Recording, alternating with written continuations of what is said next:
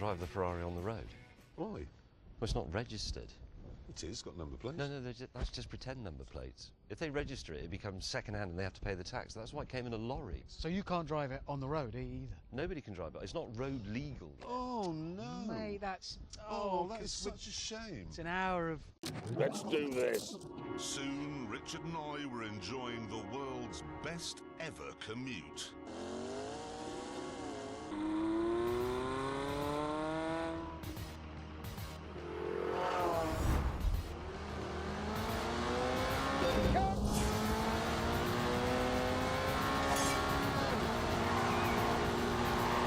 Oh, I was born to do this!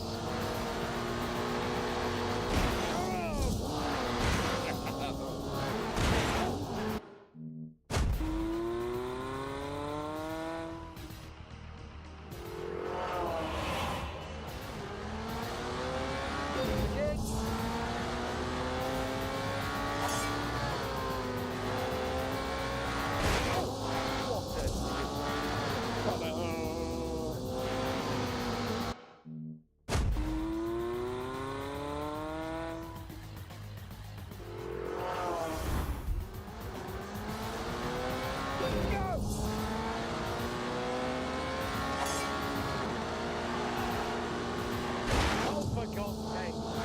Panicking. Oh, this bit is really scary.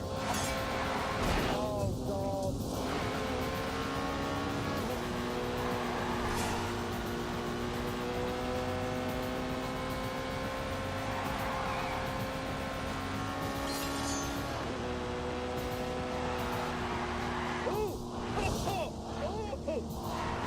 Oh! At least me.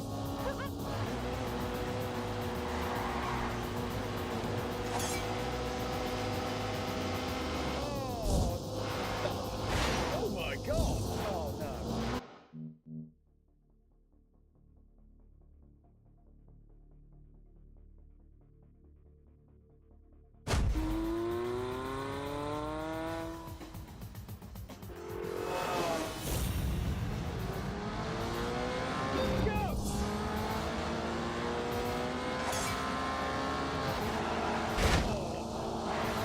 That's what we need.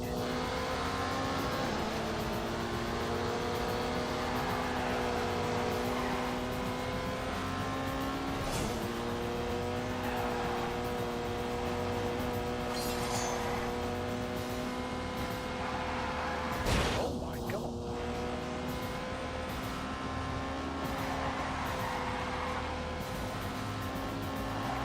Come on, come on, come on!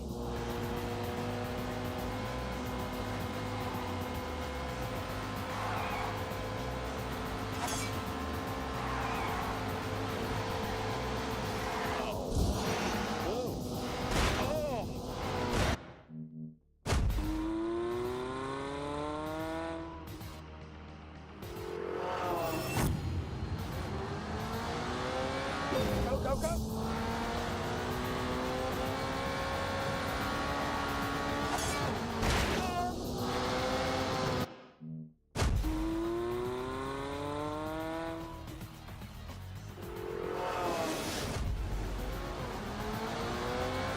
We're off. Bye, bad. Utter nonsense. Oh my God!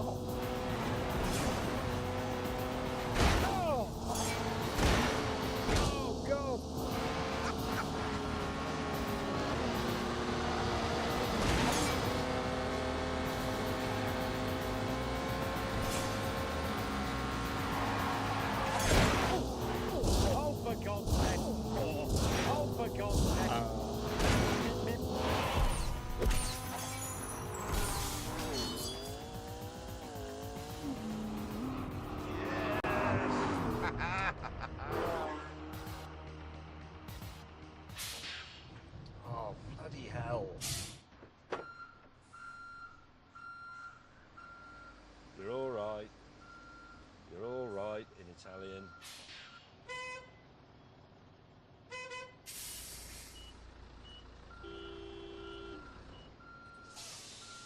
Oh, God.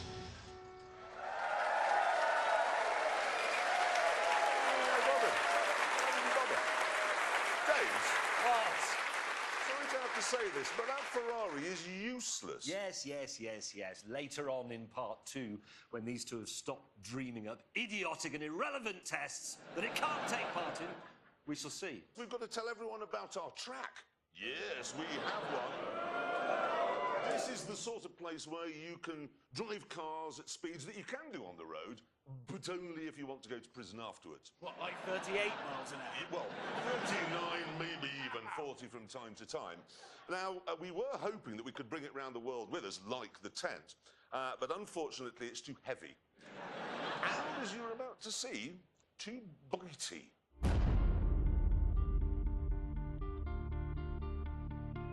This is it. It's not a race circuit. It's not an airfield. It's not a road. What it is brilliant and fast and extremely dangerous. It even looks dangerous on a map because, as you can see, it's the exact same shape as the Ebola virus. Right, time now to show you what a lap looks like, and to do that, we've got a bit of a performance benchmark, a Ferrari 488. Take it away. Take it away. First up, it's the isn't straight, so called because it isn't straight.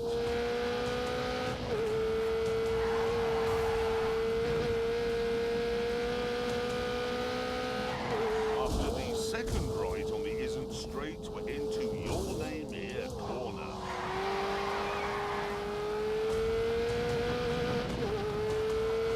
If you make a mistake, there's no runoff area, it's just woods.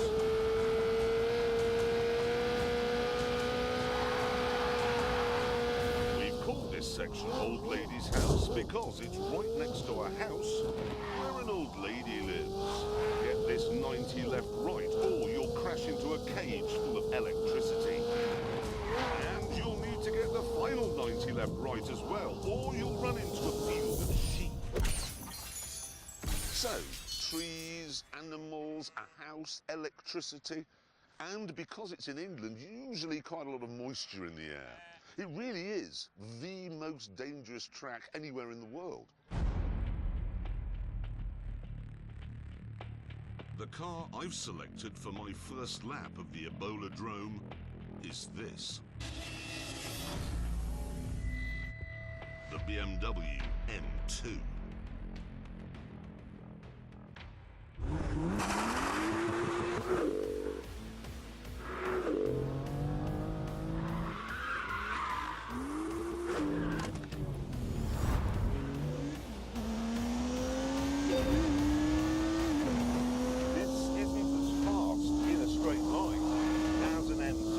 Everywhere else, it is better.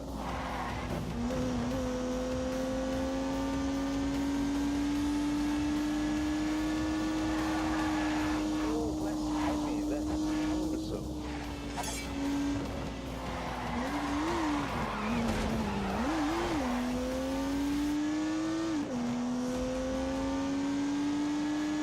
They got back onto the isn't and unleashed 365 rampaging horsepowers from the turbocharged 3-litre straight six. It's all of it.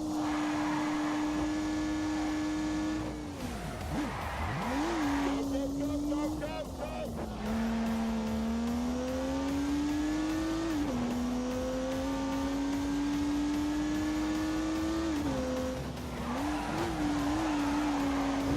It's incredible. This track was designed to trip cars up. There are fast corners, slow corners, drifty corners, and bumps. It's hard on the tyres, it's hard on the brakes, it's hard on the engine. It's point and squirt and bark and yelp. It is vicious. But there is nothing here which has flummoxed the M2. This thing is an absolute masterpiece. Like I said, it is the best M car BMW's ever made. You may think it's mad to suggest the cheapest M car is the best, but look at it this way. This track is a lot cheaper than Silverstone, and I know which one I'd rather drive round.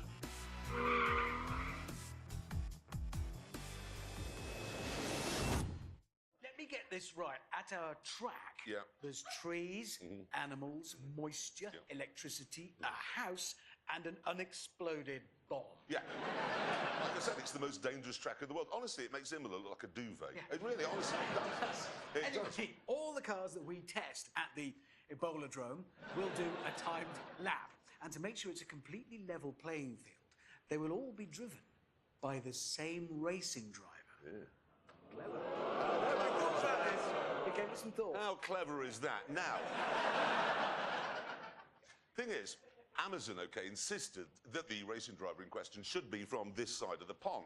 So we went to something called NASCAR, and we found one, and we shipped him to England, and then we introduced him to the complicated procedure which involves turning right. He's called Mike Skinner, but we know him simply as the American. Right, there he is, looking utterly bewildered. They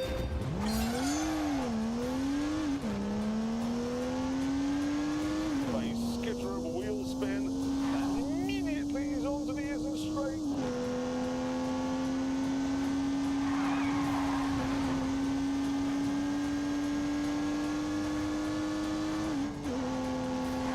The final corner on the isn't straight.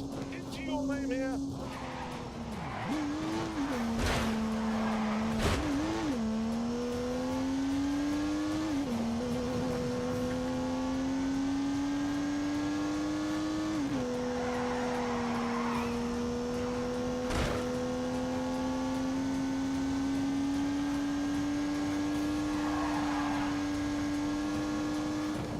Coming up to Old Lady's house, no turbo lag at all, as he hammers down the bumpy back straight towards substation.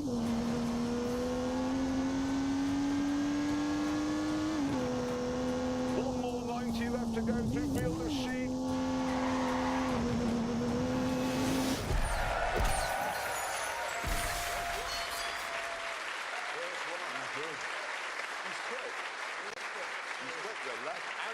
Amazing. Now, to make sure that the M2 wasn't on sort of the lap board all by itself, we got the American to put some other benchmark cars, well, we call them benchmark cars, he calls them communist, around the track to see what's what. There they all are. Look.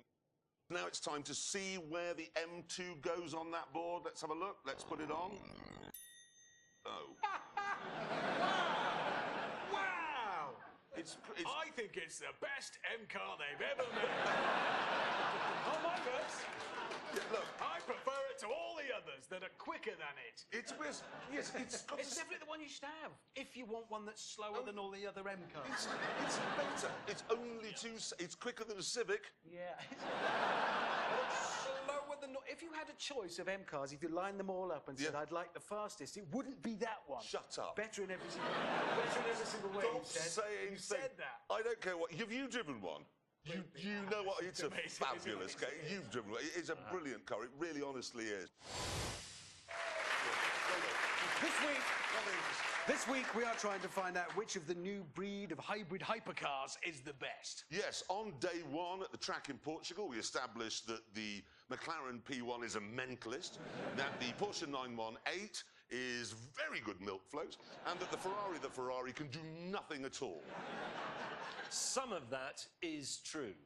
But now, day two.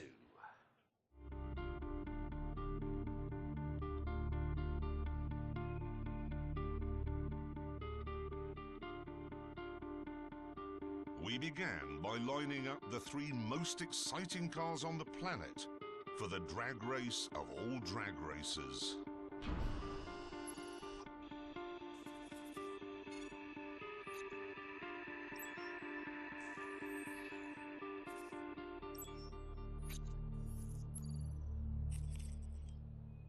Naturally, this meant engaging launch control, which in the McLaren takes about a fortnight. I have to have the drivetrain in track mode, the aero package in sport mode so that the rear end squats when I set off and gives me more traction.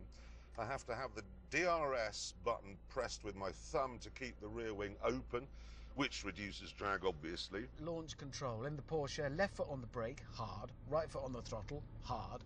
Light goes green, left foot off brake, ding! Launch button pressed for 2 seconds, left foot on brake, right foot on throttle. Press launch control, mash the throttle, within 4 seconds, release the brake. 3 seconds later, I have full boost and I have to set off then within 3 seconds or the entire system disengages. I'm going to get this wrong, just so you know. I've got a lot to do in here.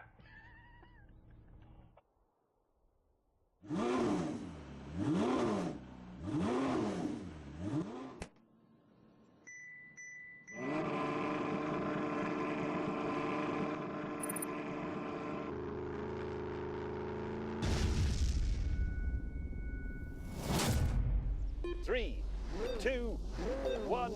Bugger off. No!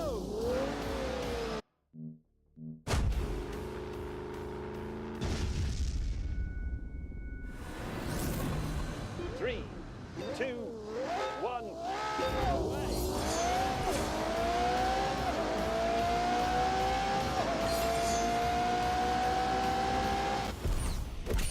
With that sorted, it was time to bring in a racing driver to see which of our cars could do the fastest lap. Our resident American said he wasn't interested because all 3 cars are probably communist. So instead, we went for a Belgian chap who's done Formula 1 and Formula E, Jerome D'Ambrosio.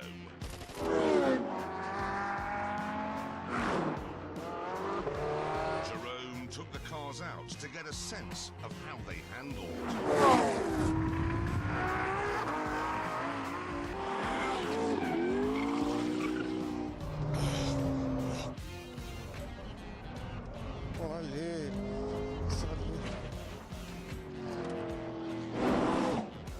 And when he'd finished, we were interested to hear his professional opinion. La McLaren, une voiture, je pense peut-être la plus difficile à piloter. Très facile de faire une erreur, et c'est vraiment une voiture de grand garçon. Il faut faire attention et donc pas facile de faire un tour. Je pense qu'elle est un peu moins efficace. At this point, word reached us that Jeremy was taking liberties with the subtitling machine. Donc c'est So we moved on to the big event, the timed laps.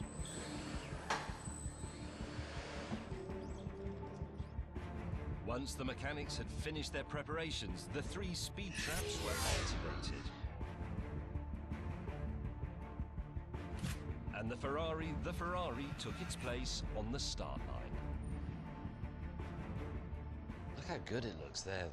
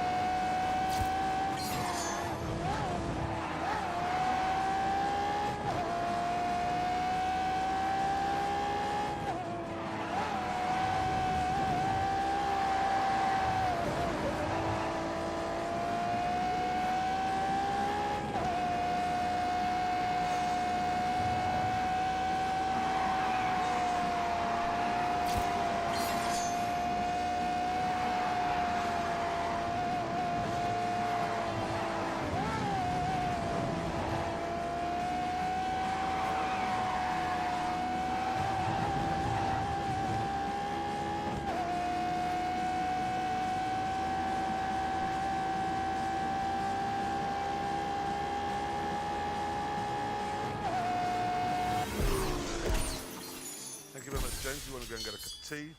Well, we've warmed the track. Next, it was the turn of the Porsche 918. How much faster will it go because of the stripes, do you think? Much.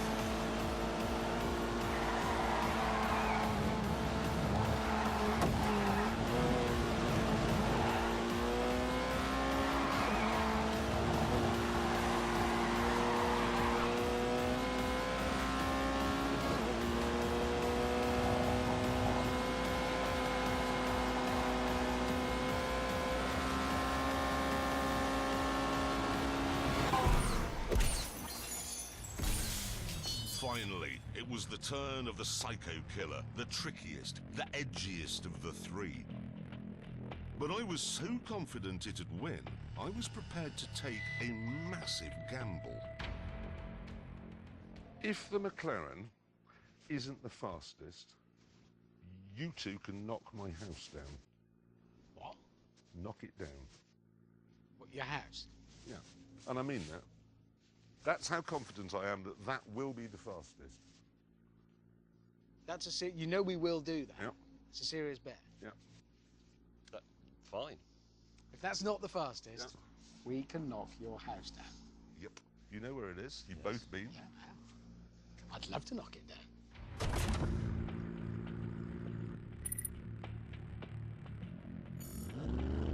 Here we go. A lot riding on this.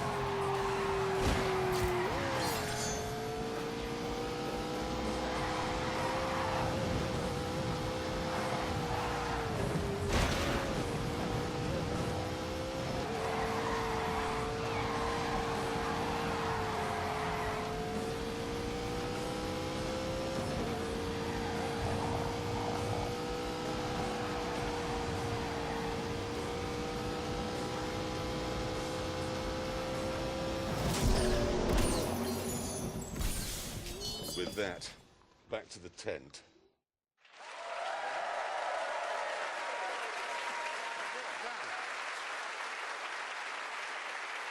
Thank you so much. Now, I want to make it absolutely plain, because I know this matters to Anorax. All three cars were running on exactly the same sort of tyres. Yes, same tyres, same track, same driver. So the times are down to the cars. Yeah. Yep, and now it is time to reveal those times. And let me just make it absolutely clear. We don't know what they are. The producers have kept them from us. They're top secret. Yeah. So let's put the scoreboard up and let's begin with the Ferrari, I believe. Let's see what it did it in, please. is 154.4. We don't know if that's any good, do we? But Well, let's move on and do the Porsche next. Let's have a look. What did the Porsche do it in?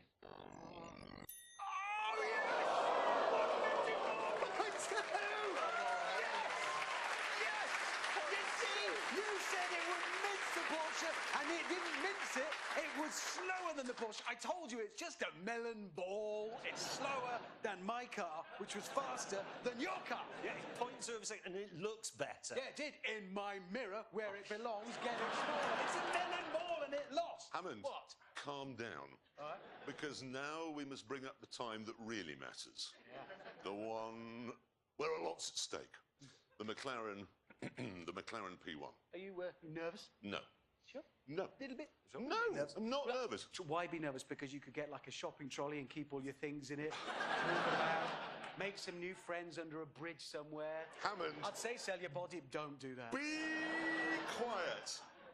Let's bring up the time of the P1. Here we go. Oh, God. Where is it?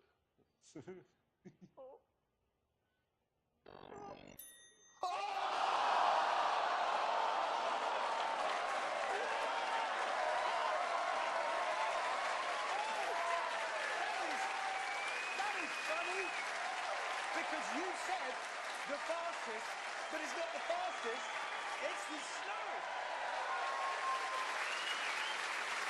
Yeah. And on that terrible disappointment, I'm afraid it's time to end. Thank you all very much for coming. Thank you for watching, and we'll see you next week in Johannesburg. Goodbye!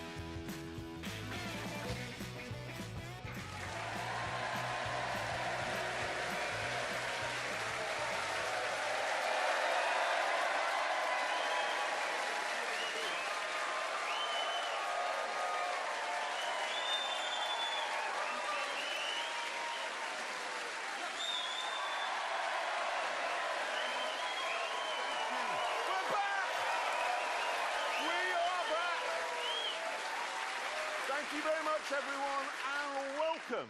Welcome to our permanent new home here in the green heart of England land. Oh, yeah. Oh, yeah. Can I just say, it's not so much green as inconvenient. Why is it inconvenient? Well, Jeremy, how would you like to tell the ladies and gentlemen why you decided to put our tent precisely here? Ah, it is exactly here because this spot is exactly halfway between May's house and Hammond's house. So there is no squabbling over who had the longest commute. Yes, but your house is just over there. I can see it. Just there. I haven't got a house. You may remember you blew it up. Oh, all right, your backup house. Yeah, your spare house is just there. Let's not get bogged down with whose house is the nearest. It's yours. Definitely yours. Is that your cat? The point is... Oh, hang on, Jezza, you've got a parcel. No, I can tell there's a man point putting is- one of those I can't be asked to ring the doorbell cards through the letterbox. The tent is located here, yes, but this is still very much the Grand Tour. The globe is still our playground, as you will see from this short clip of what's coming up over the next 11 weeks.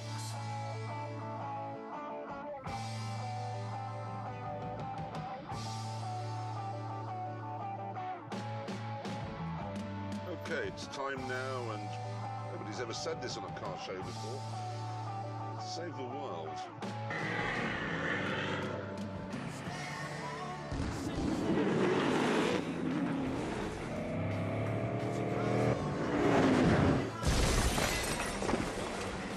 Morning, shoppers.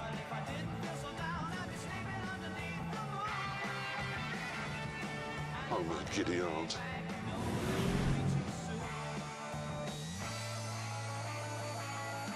Holy shit.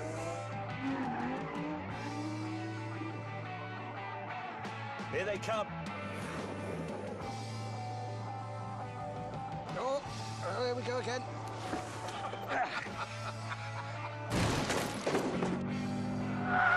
Get out of the way, get out of the way, I'm in a race. I got up this morning too late to go to work. Extending fuel nozzle. We are pumping gas! Have we got to drive up there? Fire service is now available in your area.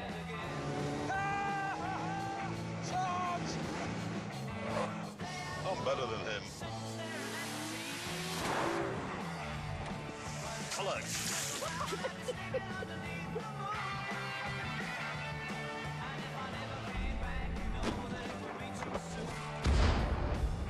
You're going to have to work a bit harder, Jaguar!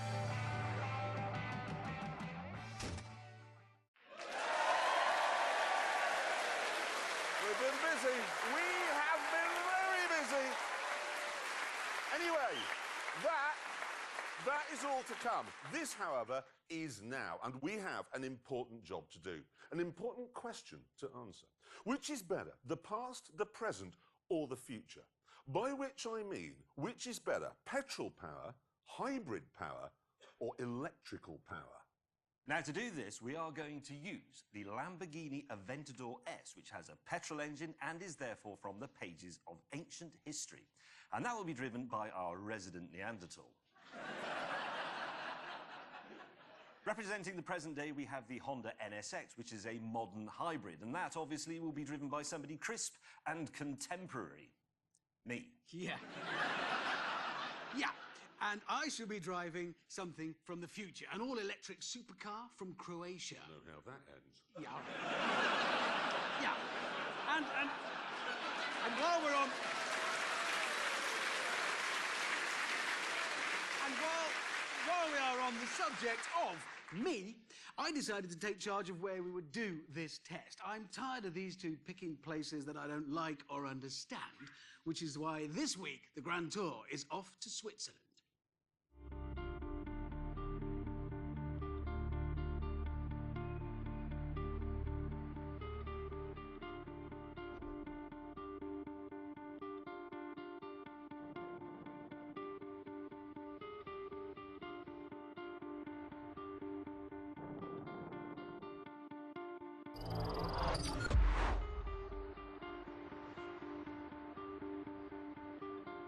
Well, here it is, the Rimac Concept 1. The world's first electric supercar.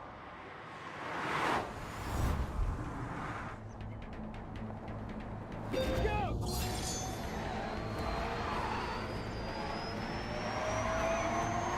It is mighty. Oh, God. Oh, my God.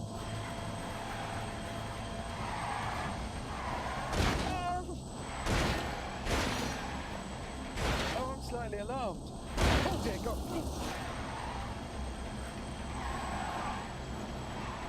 Oh my God. Oh my God.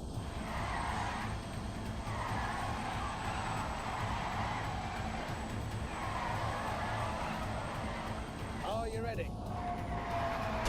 Oh, for God's sake.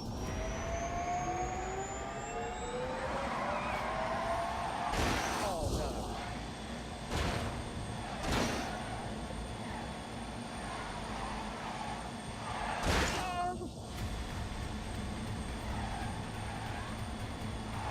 Oh. It's amazing.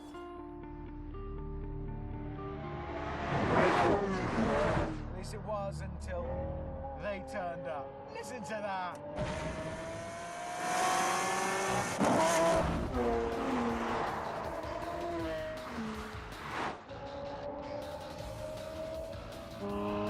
Look, everything was better in the past.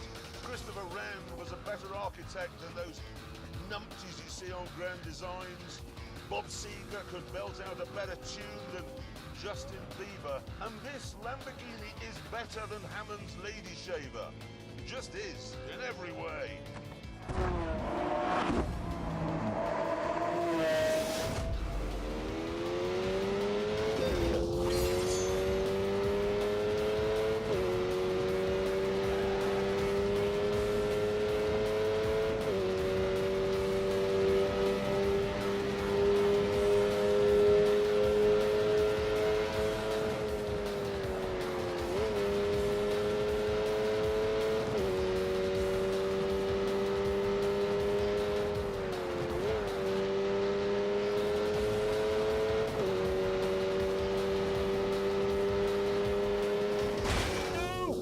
Oops.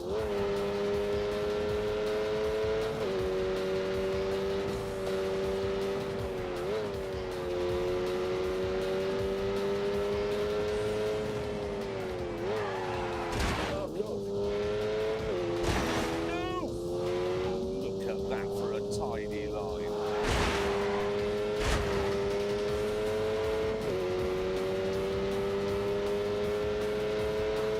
Oops. No.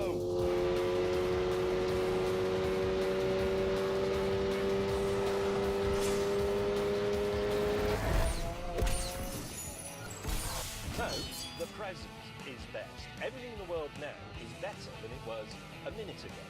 And everything in the world now is better than it's going to be in another minute, because we don't know what that is yet. It might be the nuclear holocaust.